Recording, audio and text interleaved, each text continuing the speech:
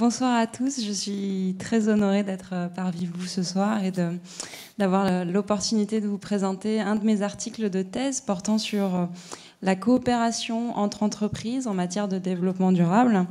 Et alors c'est évidemment un sujet extrêmement d'actualité car au-delà des enjeux du développement durable, le changement climatique peut apparaître aujourd'hui à cause du président des États-Unis qui a fait sortir son pays des accords de Paris comme une vaste plaisanterie, voire un outil visant à porter atteinte à la compétitivité des entreprises américaines. C'est ce qu'il a reproché au changement climatique. Derrière ce reproche, il y a l'hypothèse implicite que le développement durable et les entreprises s'opposent nécessairement. Mais cela conduit à négliger le rôle collectif des entreprises dans la transition vers le développement durable, notamment par des coopérations qui prennent des formes d'autogouvernance du secteur privé. Dans mon article paru dans Gérer et comprendre des annales des mines, j'ai étudié le secteur pétrolier. Et deux cas, notamment, je vous prends deux cas comme exemple.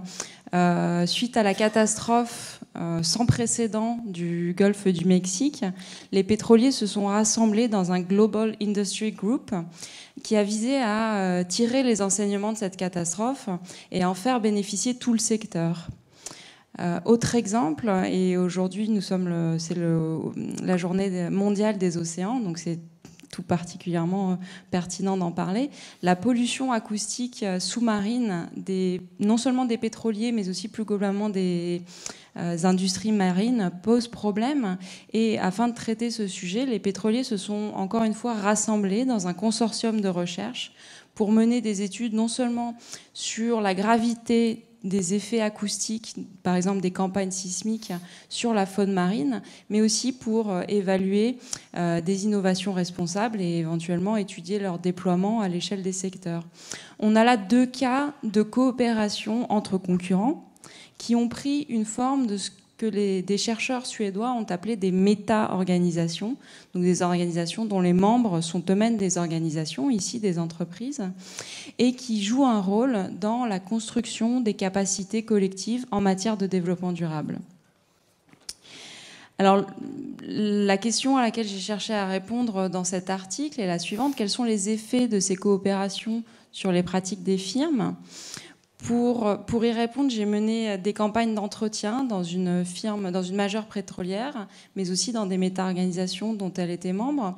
Et l'objectif était de suivre la chaîne de mécanismes, de dispositifs qui articulent l'idée de développement durable telle qu'elle est formulée de façon assez abstraite dans des instances internationales comme l'ONU, et qui l'opérationnalise à différents niveaux, jusqu'à des niveaux très locaux dans les filiales pétrolières pays.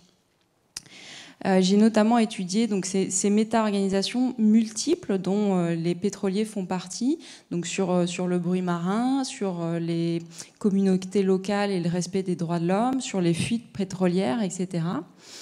Et la façon dont les collaborateurs qui y sont délégués reviennent ensuite au siège des entreprises, disséminent dans des comités dédiés toutes les informations qui ont été discutées au sein des méta-organisations, toutes les bonnes pratiques qui ont été éventuellement partagées. Et ensuite, au sein du siège, différents dispositifs sont ensuite implémentés, par exemple des directives groupes ou d'autres dispositifs plus locaux. Et on a comme ça une chaîne qui rend performatif le développement durable, c'est-à-dire qu'il incarne dans des pratiques des entreprises depuis un niveau collectif jusqu'à un niveau individuel, c'est-à-dire au niveau de l'organisation elle-même.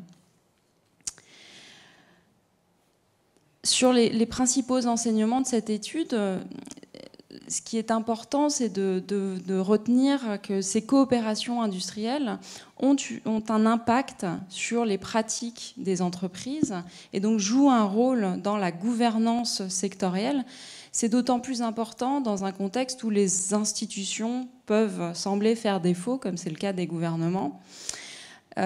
Ces coopérations ont cependant des effets assez inattendus que j'ai pu constater, au sens où les entreprises cherchent donc à s'organiser collectivement, et ce faisant, elles créent de la désorganisation ou une certaine complexité organisationnelle. Elles multiplient des méta-organisations sur plein de sujets spécifiques, ça c'est en externe. En interne, il se crée de nombreux comités dédiés, et il y a un certain manque de visibilité et de complexité pour gérer concrètement les problèmes de développement durable. Et donc, l'Organisation pour le développement durable finit par créer de la désorganisation, ce qui est sans doute une étape nécessaire, un chaos vers quelque chose de plus durable, prenant en compte les parties prenantes et cherchant à créer de la valeur mieux partagée, ou du moins de façon plus juste. Merci de votre attention. Bravo et merci à vous.